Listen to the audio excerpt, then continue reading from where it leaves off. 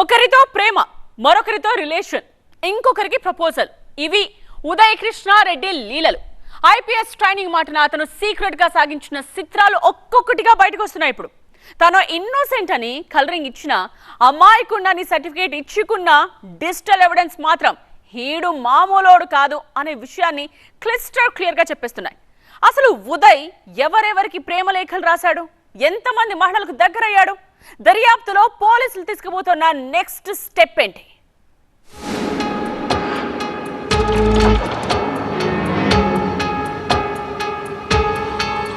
చిన్నతనం నుంచే కష్టాలు, కూరగాయలమ్మి పైసా పైసా పోగేసిన సంగతులు, పుస్తకాలతో కుస్తీ పట్టి కానిస్టేబుల్ గా సెలెక్ట్ అయిన ముచ్చట్లు, అక్కడ సిఐ అవమానాలు తట్టుకోలేక రాజీనామా కథలు, సివిల్స్ కి సిద్ధమై 4 సార్లు విఫలమైన పట్టుదల వదలకుండా చదివి విజేతగా నిలవడాలి.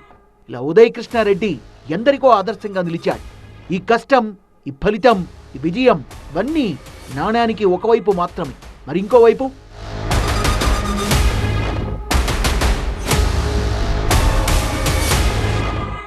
అదే మ్యాటర్.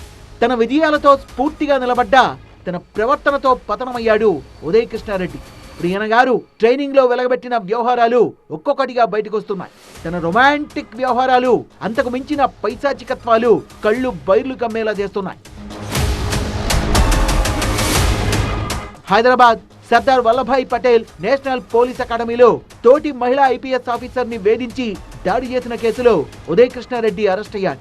చెంచల్గూడ జైల్లో రిమాండ్ లో ఉన్న ట్రైనీ ఐపీఎస్ కి సంబంధించి రోజుకో సంచలనం బయటకు వస్తోంది. కానిస్టేబుల్ స్థాయి నుంచి సివిల్స్ సాధించి ఐపీఎస్ గా మారిన వ్యక్తిగా సోషల్ మీడియాలో తెగ ఫేమస్ అయ్యాడు. అందరి చేత ప్రశంసలు అందుకున్నాడు.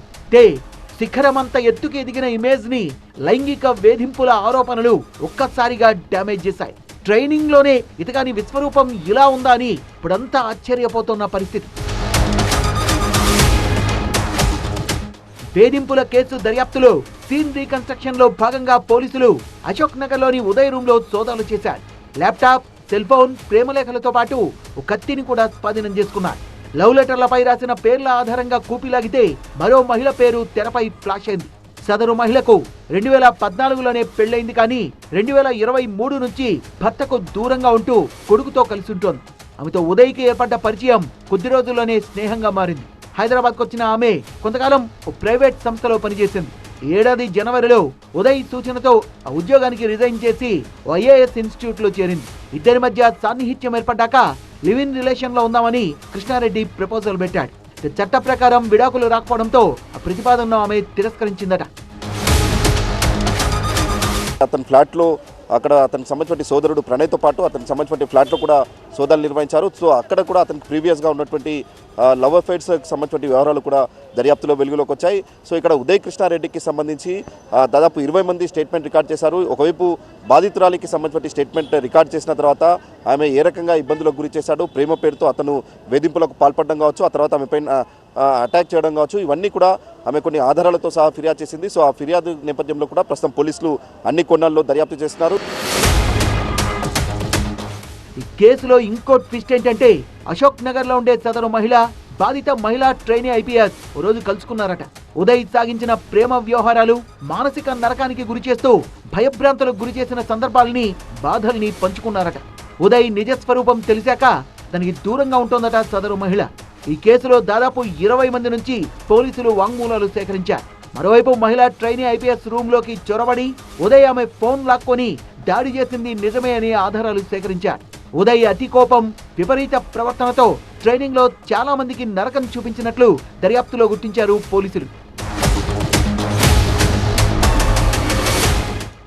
బాధితురాలి ఫిర్యాదుతో అత్తాపూర్ పోలీసులు నమోదు చేసిన కేసులో శాస్త్రీయ, డిజిటల్, ఫోరెన్సిక్ సాక్ష్యాధారాలు సైతం సేకరిస్తున్నారు.